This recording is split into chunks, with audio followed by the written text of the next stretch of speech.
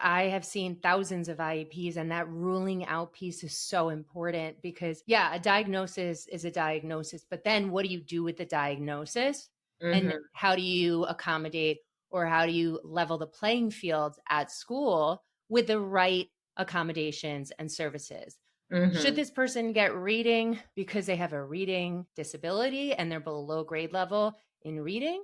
Or should they get reading because they have a focusing issue or an attention issue, and they just need to fill in the gaps right now because they haven't been able to attend. And once they meet their goals, of course, then they're out of reading. So there's so many nuances. And I love the name of your company because legitimately that's what you guys do. You're diagnosticians. You're not just slapping an ADHD label on and saying, okay, you're good to go. You're spending 3 to 4 hours with people and thoroughly reviewing it and getting outside information from people who've known them their whole lives. Welcome to Successful with ADHD. I'm Brooke Schnittman. Let's get started. Hi, everyone, and welcome back to another episode of Successful with ADHD. Today, I have Laurie Peterson and I have Abbey Weinstein, who are directors of Diagnostic Learning Services and eDiagnostic Learning. I'm going to introduce both of them separately, but I'm thrilled to have them here because they hosted me on their amazing podcast, Let's Talk Learning Disabilities. And since that, I think we've developed a really nice friendship and colleague relationship. And I've seen the work that these two amazing women have produced and the results of the evaluations that they review and go over with the clients that they serve. So real quickly, without further ado, Laurie Peterson is a Master's of Education. She also has an MA, an LPC, NCED, the list goes on, and is the founder and executive director of Diagnostic Learning Services and eDiagnostic Learning, as well as the host of successful podcast, Let's Talk Learning Disabilities, and has a master's degree in special education, me too, and professional counseling. Laurie has dedicated herself to advocating for comprehensive assessments, which is so important, and that's what we're going to get into the nitty-gritty of today, that meet the diverse needs of students beyond school requirements. She's a respected voice in the field, actively educating groups and schools on understanding and supporting students with learning disabilities like dyslexia and ADHD. And in her spare time, Laurie serves on the executive board for the North Texas chapter of CHAD, Children and Adults with Attention Deficit Hyperactivity Disorder. Thank you for doing that because that's a very robust job and it's not a paid job either. So thank you for dedicating your time to that. Absolutely. And then we have the wonderful Dr. Abbey Weinstein, who's the Director of Assessments for Diagnostic Learning Services and eDiagnostic Learning, as well as the co-host of Let's Talk Learning Disabilities as well, with over 22 years in education and has an extensive experience as an ABA home therapist, teacher, and educational diagnostician. Abbey holds a master's degree in special ed with educational diagnostician certification and a Ph.D. in special education with a minor in educational leadership from Texas Women's University. And Dr. Weinstein is actively involved in professional organizations, including the Council for Exceptional Children, Texas Educational Diagnostician Association, North Texas CHAD, and Council for Learning Disabilities. Okay. My mouth is dry now. Thank you, ladies, for coming on and for your grace. We have been wanting to do this for quite a while now, and we haven't because of my health issues with COVID, but thank you for being here. And I know that it's been a very busy summer for both of you with testing. First of all, thank you for having us. We're always excited to be on other people's podcasts because we spend a lot of our time recording our own podcast with a lot of special guests. So it's fun to be on the other end and get to share what we do and what we're passionate about and what we do and why we do it and how thoroughly we do it. So thank you for having us. Yes, thank you so much. Absolutely. It's a pleasure. And it's nice to have the role reversal here. I get it. I like not having the pressure and just kind of answering the questions, but it's still pressurous. Right. So when I spoke to both of you, I had no idea that your company does online evaluations as well as in person. And of course, they're comprehensive and thorough, and there's a review of it, and it's more than 30 minutes. And because I've seen the results of the people you've tested, the impact they've had, and worked with them in coaching, and that awareness and the thoroughness of your evaluations has really transformed their process in coaching. So I commend both of you. Thank you. I love that. Yeah. Absolutely. Absolutely. And I was so excited to know that you do it virtually too, because we know that there is waiting lists in the UK, years of waiting lists and waiting lists all around. And that's what has made some of these online overnight ADHD evaluation companies popular unethically, right? Yep. Right. So I know what you do is ethical. Can you explain how the testing goes? First of all, I know it's a lot, the length of time that the evaluation consists of, and how the review of it is done as well. I think, what's interesting about what we do is that we want to meet the needs of the client. So it always starts with, what do they need to know this information for? Obviously, do they just want it for their own personal, like, do I have ADHD? I'd like to maybe get on medication, maybe get some accommodations at work. Or are they a student in college or high school where they're going to need some accommodations in place for standardized testing, things like ACT, SAT, GRE, GMAT, LSAT, those kinds of things. So first, we want to take that into consideration because we do offer two different types of evaluations for adults. For students that are needing any kind of accommodations, we want to make sure that we're giving them the right documentation. We'd hate for them to take their documentation back to their school or their, licensing agency and then say, oh, I'm sorry, we need a more thorough eval. So we include all the academic areas in addition to the ADHD so that we can show how the ADHD impacts them academically. That assessment's about 3.5 to 4 hours. And it's great information because not only can we diagnose the ADHD, but we can explain to them how it's impacting their academic abilities and why they're seeing some of the academic difficulties that they're seeing. Because that's typically the complaint they come to us with. I can't remember what I've read. I feel like I read things 100 times. I can't finish a test to save my life. And that's where their real struggles are. But for adults who aren't in school, they really just have more of those executive function struggles in the day-to-day life, procrastinating, time management, speaking from experience, forgetting to pick your kids up at school, things like that. They just want to know if they have it. So we have taken an approach where we feel like more information is better. And we want to rule out any other, issues that might be going on that could be causing some ADHD-like symptoms. So we do a full, standardized cognitive eval that looks at their processing skills. We do some executive functioning assessment. We do some questionnaires and surveys. And then we use an objective measure as well that they can take on the computer anywhere they live. And it's a 20-minute objective test. It's called the QB check. And it's a really, really, really boring test that helps us see what happens when they're bored. Because as you know, with ADHD, if it's something that's fun, we're going to kill it. But if it's boring, it's all you can do to stay focused. And so that gives us some amazing data. So we never rely on just one test. You should never, ever, ever make a diagnosis based off just one piece of data. Right. We want to look for a preponderance of evidence. So we take all of that information and then determine based on the diagnostic criteria if they need it. And if they do, what can they do about it? And Abbey and I are huge proponents of coaching. We feel like we both take medication for ADHD and it's a game changer. Me too. But it is not going to get me organized. It is not going to keep me from procrastinating. It doesn't affect my overwhelm. And that's where we feel like the coaching piece comes in. So we talk my forgetfulness. Exactly. So we talk ad nauseum about coaching and the importance of pairing those two things together. But our goal really is to be a resource for our clients that, we make this diagnosis, we go over all of the testing, and then a year later something happens they've decided to change jobs, or they need, they just have questions. The medication maybe isn't working as much. We want to be a resource for them.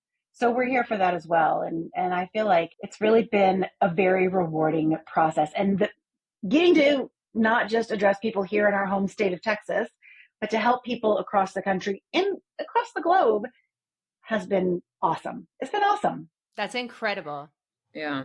I think to add to that, another really great aspect of doing a comprehensive evaluation is that we can rule out any type of learning disabilities that might be causing the inattention. Your child may be struggling in school and look very inattentive and hyperactive and whatnot, but it could be more, task avoidance because they're struggling in reading or writing or spelling or math. So that is another great aspect of our comprehensive assessment. We're testing all academic areas, and we're ruling out any type of learning differences or processing or disorders while we're looking at ADHD. And in addition, a lot of those online companies they just give the client a questionnaire to fill out online typically.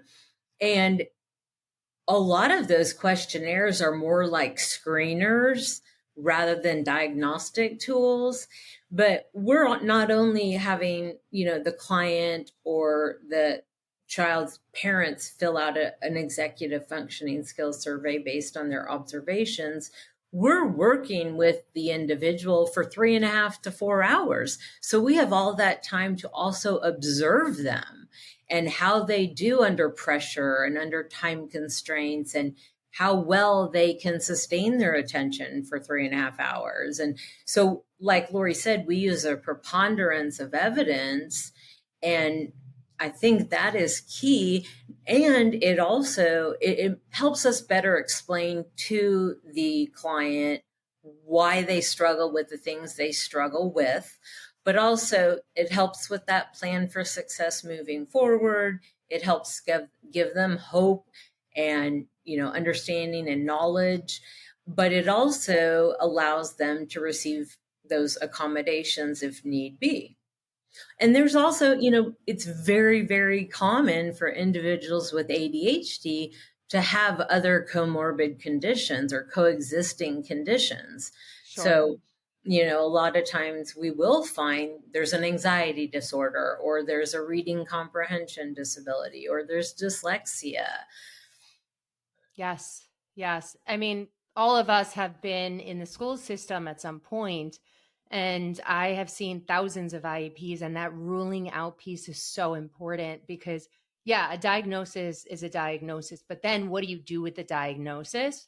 Mm-hmm. And how do you accommodate, or how do you level the playing field at school with the right accommodations and services?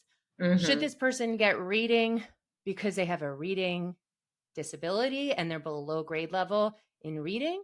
Or should they get reading because they have a focusing issue or an attention issue, and they just need to fill in the gaps right now because they haven't been able to attend before? And, once they meet their goals, of course, then they're out of reading. So there's so many nuances. And I love the name of your company because, legitimately, that's what you guys do. You're diagnosticians. You're not just slapping an ADHD label on and saying, okay, you're good to go. You're spending 3 to 4 hours with people and thoroughly reviewing it and getting outside information from people who've known them their whole lives. Mm-hmm. I think, and to touch on, Abby was talking about the screeners that some of these other companies are using that can be valuable information as part of a comprehensive, assessment. But, my fear with those is always, I can go through and basically what those are just the diagnostic criteria. Do you do these things? And if you check enough boxes, 5 or 6 out of 9, boom, you're in. But why? Why do you do these things? Why do you have trouble paying attention? Is it because you have another learning disability? Is it because you have an auditory processing issue? There are so many reasons why you might check that box. It may not be ADHD, and you may be headed down a road that's not going to be where your health really comes from. And so to me, that is careless. Yeah. And think about how much time and energy and money is spent on medication and the wrong type of support. And then you come to find out years later that it wasn't ADHD, or it is ADHD, but it's also these other coexisting conditions that are the source of your anxiety, or the source of your grogginess, or the source of your working memory issues. So absolutely, it's really like you would never go to a doctor and just, say, hey, my knee hurts. And then you take a questionnaire and then he does surgery, right? Right. I think that's like, It'd be scary. It's very scary. And now I want to also talk about the flip side in all of this. Like, so you guys are very ethical in what you do. I've learned a lot about both of you and your company. And I know that there's people out there that cannot afford to do a comprehensive evaluation. So what do you recommend for those people who just don't have the funds and the resources to pay for a private evaluation? And this is what's so frustrating too. And honestly, and I wish that this wasn't we don't come across the same thing. Insurance just doesn't want to cover a lot of this stuff. And even when they do cover it, what they reimburse the practitioner for is embarrassing. And it's unfortunate because it's caused a lot of professionals to move away from taking insurance. However, there are still some out there that do, some psychologists or psychiatrists that may still be in network. Now, they're probably going to have a wait list. But at the end of the day, if that is the way that you can get your diagnosis and you have to wait 6 months, but you only have to pay your copay, it might be worth it, right? Oftentimes, those professionals may or may not do a full comprehensive battery. They may focus more on just the ADHD, which is okay. They'll still do a good eval. They may or may not include the learning disability stuff. But, that is always my first recommendation if it's not a school-aged child. If it's a school-aged child, obviously going back through the school, again, it can be a little bit of a headache, but you pay for it with your taxes. Yes. Go take advantage of that. Many school districts do not diagnose ADHD. No, they don't. Oh my gosh, yes. That was a great recommendation that Laurie said by, going through a psychologist that may be in your insurance network.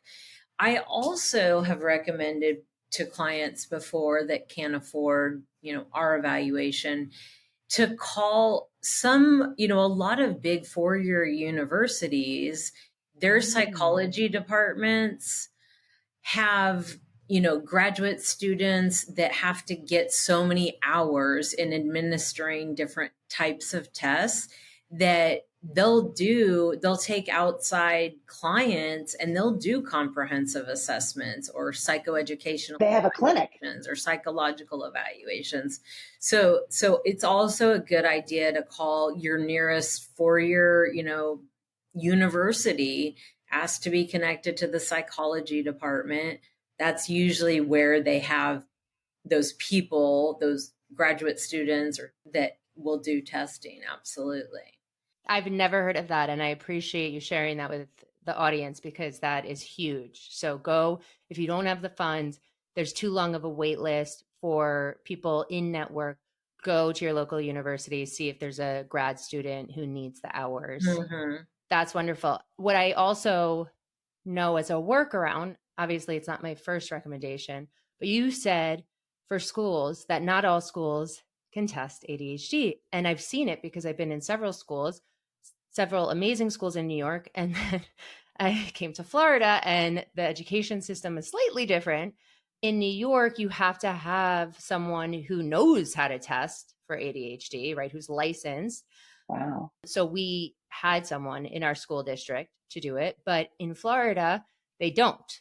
Well, at least I don't want to say for all districts in Florida, but for the district I'm in, they don't test for ADHD. So what the workaround that I've seen in some of my clients is writing the letter to the school district to get the full battery of evaluations.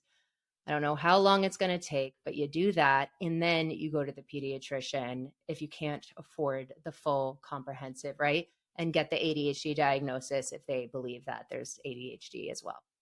Well, and a lot of times in that school evaluation, that was going to be another recommendation, because oftentimes if you have a good pediatrician that will really read that report and see all the times where the clinician mentions difficulty paying attention, had to get refocused, very fidgety.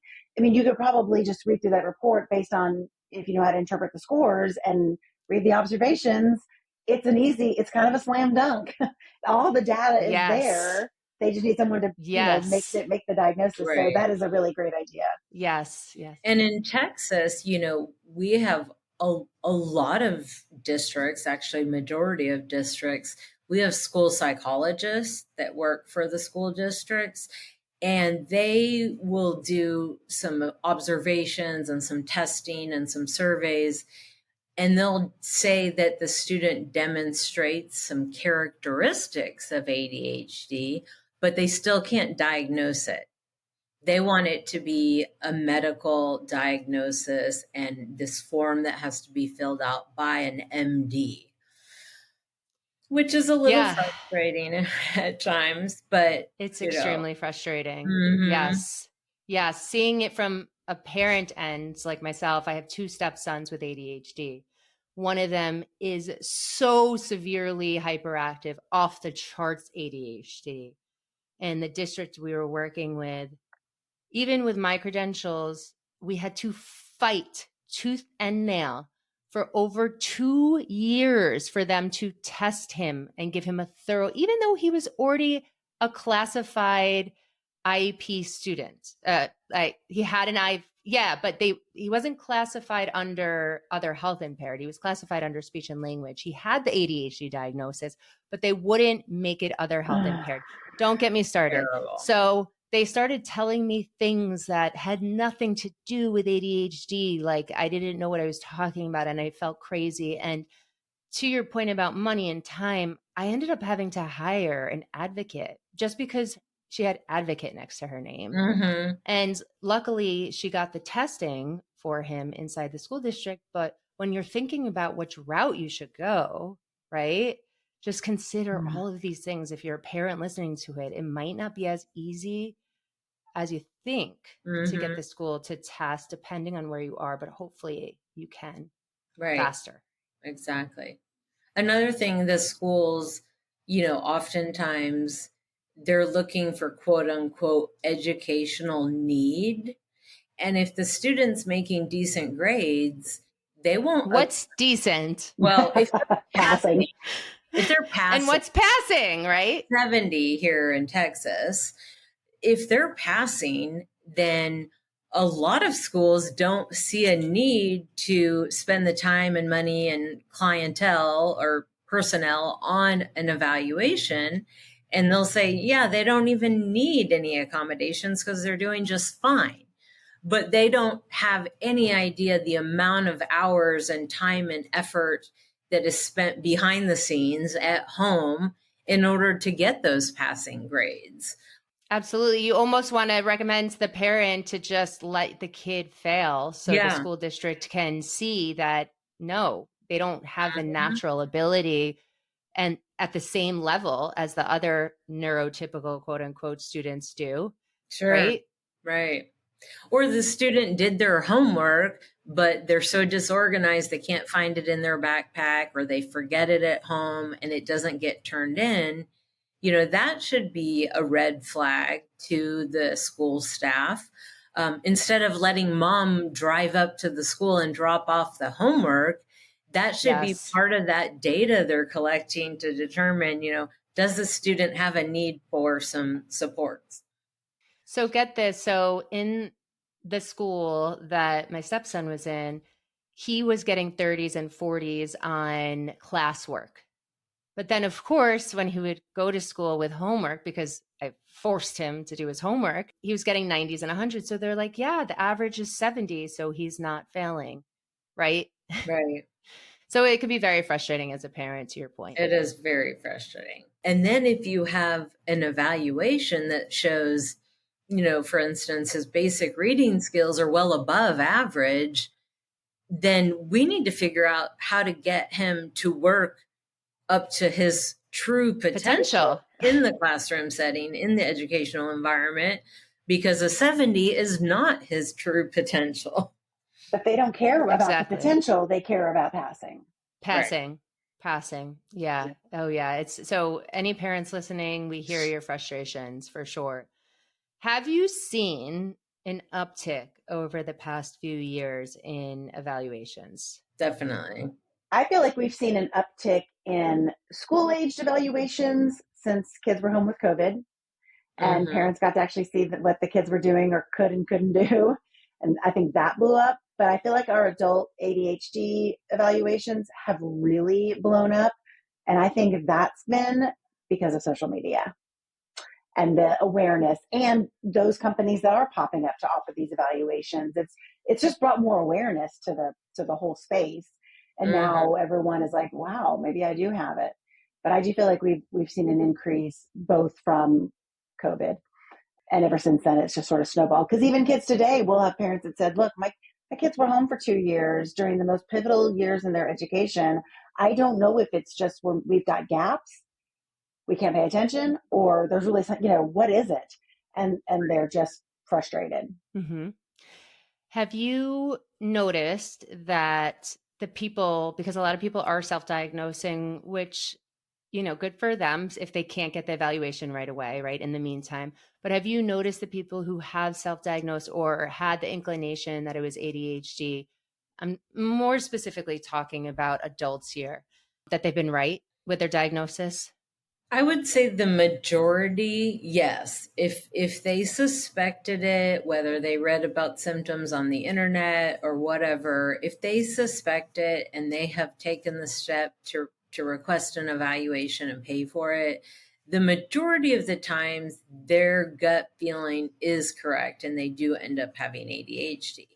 However, there are a lot of adults that feel like they're struggling with all of these executive functioning skills or their working memory or symptoms of ADHD.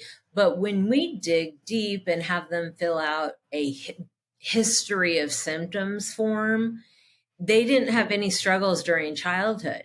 And, part of the diagnostic criteria says that symptoms must have been present prior to age 12.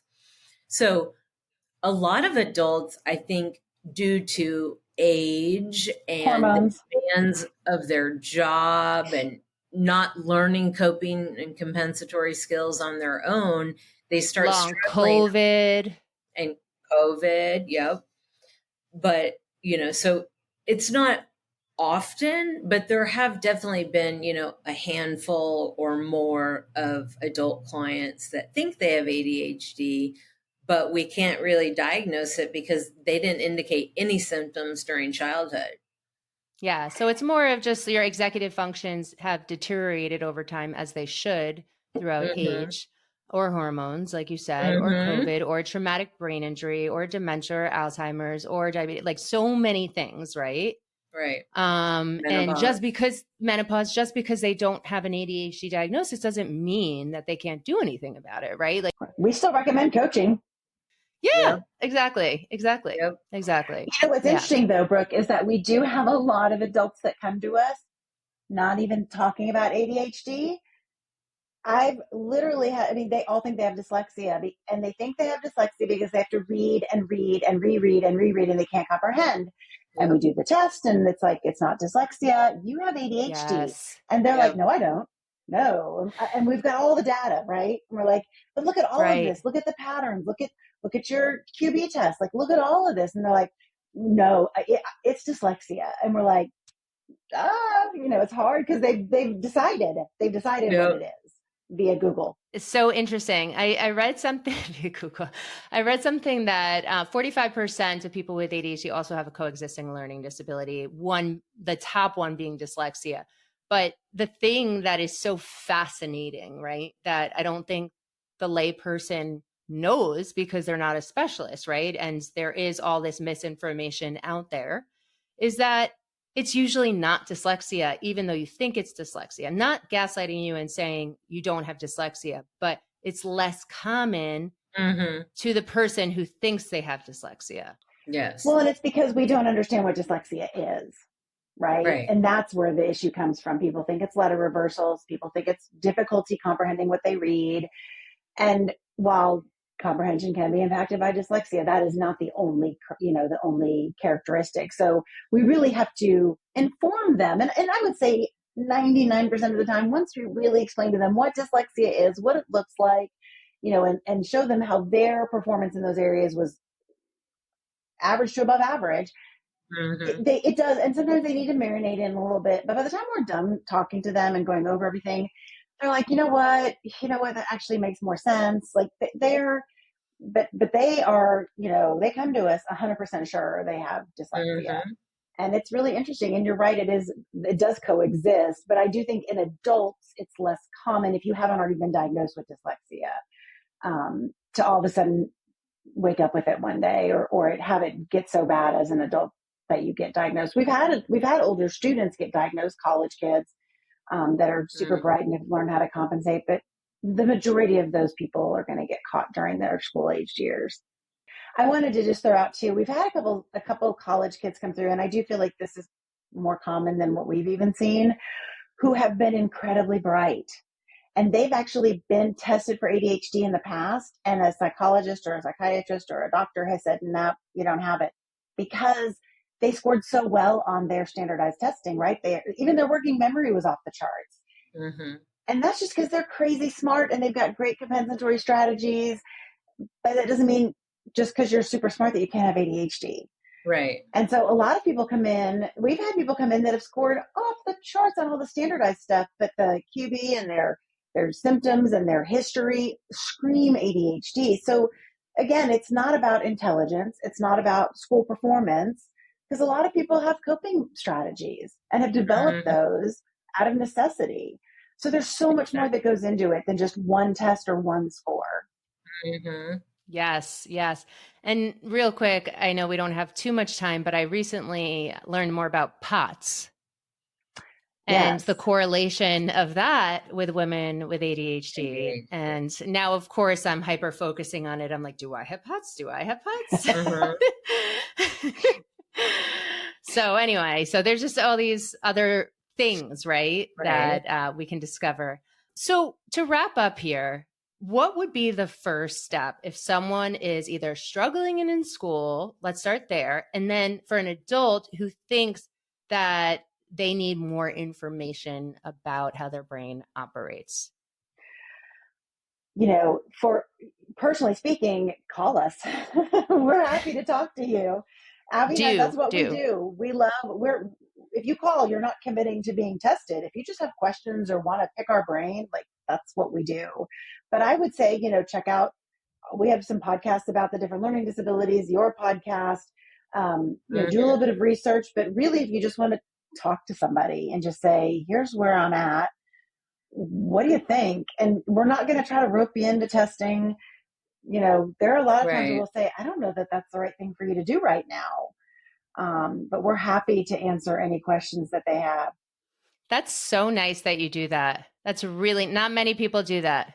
People get the right information, Yeah, there are a lot of times that we recommend a parent, go to their pediatrician first, or that someone, talk to a counselor or go psychiatrist, or go rule out, some visual processing issues or auditory process, hormone imbalance. Yeah. Maybe you've just entered menopause or perimenopause for that. Yeah, exactly.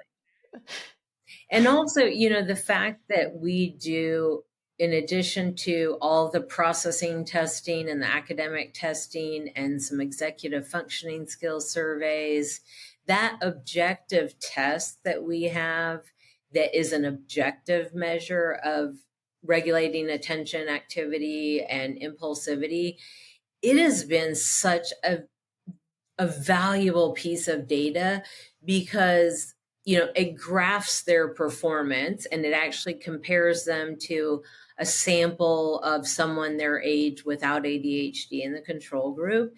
So it's been very helpful for the people that are like, nah, I don't have ADHD. I don't think so. And it's really convincing data. also for those parents that maybe they only have one child, or the child they're getting tested is the oldest child and they don't really have, a frame of reference for comparison, and they don't think their child has ADHD. And we show them the results of, look, can they sustain and regulate their attention during a 20-minute test? And then we can make it, like in the classroom during direct instruction, especially if it's a subject that's not as interesting or meaningful to them. During 20 minutes of instruction, they are missing lots of pieces. So if we don't get the ADHD symptoms well managed and under control right now, then eventually your student may have gaps and fall farther behind. So I love that we have that objective data, and it's worked in our favor in many different instances.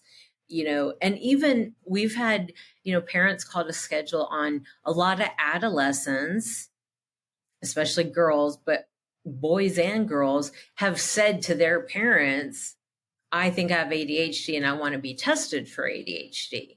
So they can fill out their survey and they can mark every single thing as a definite concern. And, the parent is like, really, you're basing this on her input? But then when we show the data, right? The data. Yes, I am actually.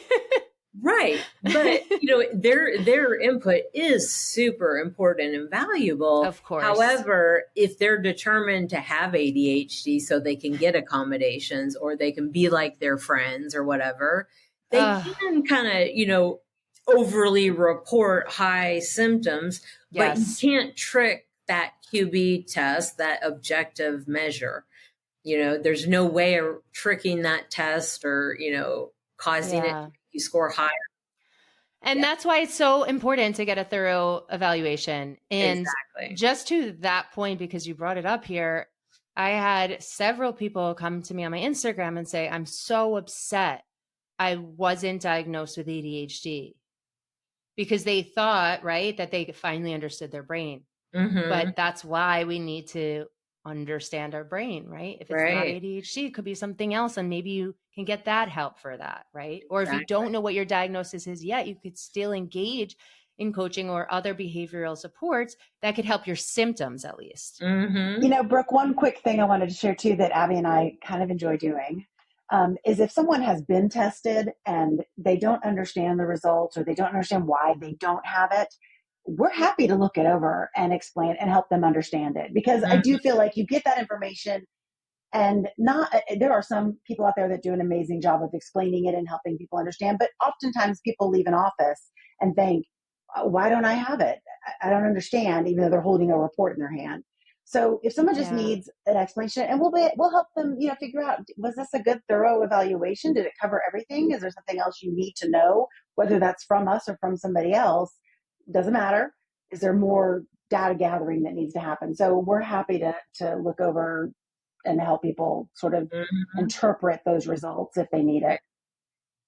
True moral diagnosticians here who just are looking to help the neurodivergent community, all ages. So Abbey and Laurie, where can people find you if they are looking for information, if they think they need an evaluation, or if they want to review their evaluation that they already had? So our website is eDiagnosticLearning.com. Best place to find us. You can read about all the different things we test for, how we do it. And then there's a way you can contact us through the website. Just put a note in there that you'd like to talk to Laurie or Abbey, and we'll make sure we get right back to you. Definitely.